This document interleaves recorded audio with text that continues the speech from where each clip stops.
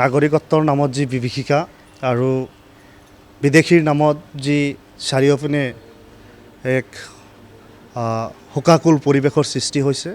ৰাতিৰ অন্ধকাৰক এই দেশৰে বায়ু পানী এই দেশতে জন্ম হোৱা বৈধ ভাৰতীয় নাগৰিকক আইনী মেৰপাছত বিদেশী সজাই বা শাসনতন্ত্ৰ বিদেশী সজাই যি ধৰণে অত্যাচাৰ কৰি আছে, এই সংক্ৰান্তত মোৰ এটি স্বৰচিত কবিতা অসমৰ জনগণৰ জ্ঞাতাৰ্থে আগবঢ়াইছোঁ।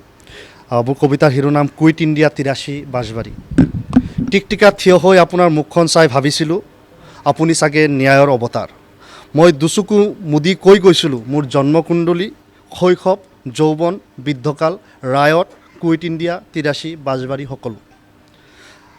আপুনি লিৰিলি বিৰিলি বিদাৰি উৱলি যোৱা মোৰ কাগজবোৰ চাই গৈছিল, ধিজৰাজকে মোহৰো মাৰিলে। কলমেৰেও মাৰে লম্বা আঁচ, মোৰ কাণত পৰি থাকিল আৱাজ। মই দুচকু খোলা নাই, মোৰ বুকু থৰ থৰকৈ কঁপিছে। অলপ পাছত চকু মেলি চাই দেখোঁ মোৰ দুহাত ধৰি আছে দুই খাকী পোচাকী ফেৰনীয়া বন্দুকীয়ে।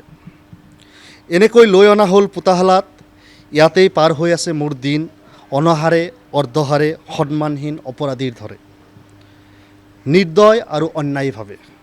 অপৰাধ মোৰ পৰিচয়, প্ৰমাণ মোৰ বেশভূষা আৰু ভাষা, শাস্তিত দেশহীনতা।